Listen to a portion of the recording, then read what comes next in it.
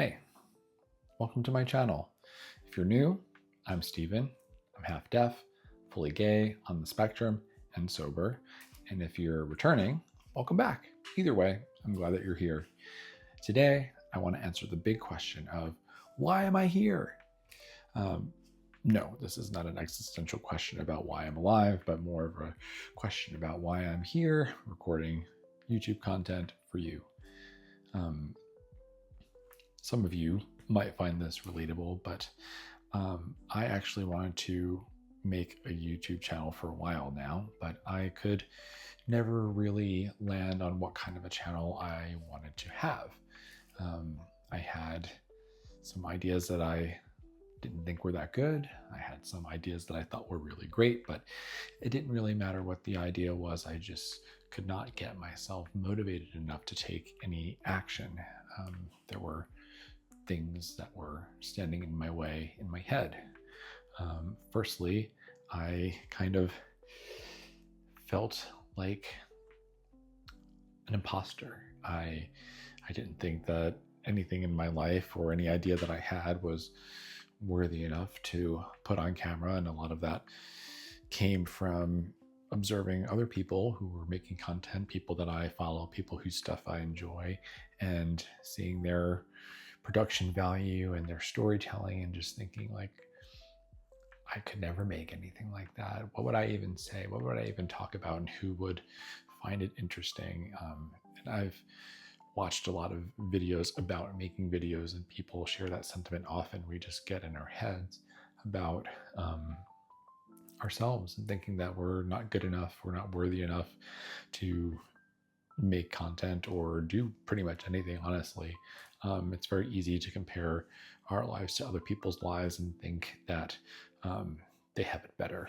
But, you know, the obvious truth is, and what I also knew at the same time, was that, you know, these channels or these creators that I'm watching, these are people who have put in a lot of work. They've put in a lot of time, a lot of reps into learning their craft, mastering their craft, and creating this high quality content. And I am just starting out. I'm on the bottom level, and I have so much to learn and so much to explore. And it's not fair to me to compare myself to those people. And I knew that, but it still got in my head and got in the way, and I let it do that. But also, another part of the imposter syndrome that crept in was this feeling that I didn't really know myself. And that feeling came from this sense of there was something about me that I always felt was out of place or unnamed, unknown, but hidden beneath, and I felt it. It felt like this powerful through line that cut through my life and colored and affected every part of it. And I've been on this journey of self-help and growth for a while now. And a big piece of that feeling coming to the surface and a realization of what that might be was when I got sober 7 years ago. And that brought a lot of things in my life into focus, and I gained a much greater understanding of myself through that process of recovery. But there was still just like always something that didn't make sense, and I didn't get clarity on that until recently when I got my autism diagnosis. And that has really felt like the biggest piece of the puzzle that is now like breaking apart and fitting into all these little places and filling in a lot of the gaps. And it makes the most sense in the context of my life and in the context of the feelings that I've had.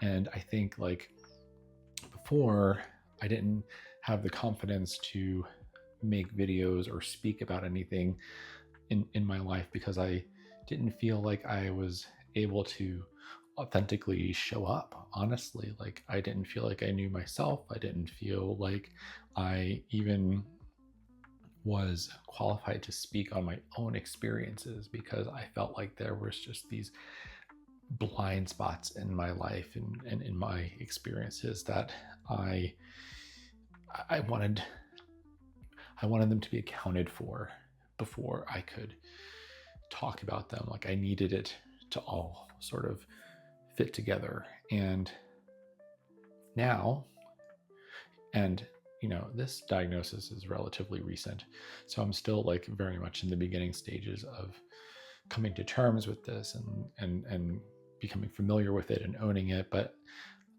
in this short time, I now feel like there's a much more cohesive understanding of myself. So on the other side of that, I've kind of reached this place where like I really want to share that experience, because on my various journeys in mental health, one of the most valuable resources has been hearing my stories or parts of my story, or my experiences coming out of the mouths of other people, right?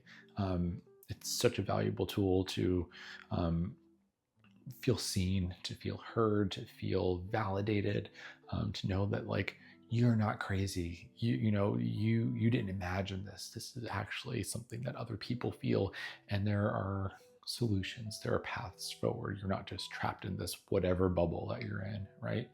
Um, and so, as I was going on this latest journey through learning about my autism, I found so many great content creators and learned so much from them, and I'm so grateful. But in taking stock of my own experience, I realized there isn't anyone out there that I came across that is neurodivergent, queer, sober, and dealing with hearing loss. So I thought that I could offer a unique perspective. Um, I'm not a medical doctor, I'm not a therapist. Nothing that I have to share is, qualified to be used as diagnostic material or anything like that. These are just my lived experiences. And I hope that by opening up and putting myself out there across this broad swath of areas and, other things, that someone out there might hear their story come out of my mouth and find a little bit of peace and validation in that. So my hope is that over time we can build a really beautiful community here. I want to learn from you. I hope that you can learn from me.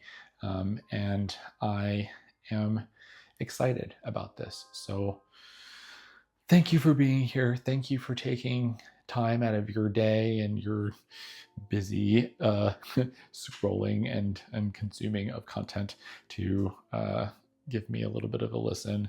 I hope that you stick around, and I'll see you next time.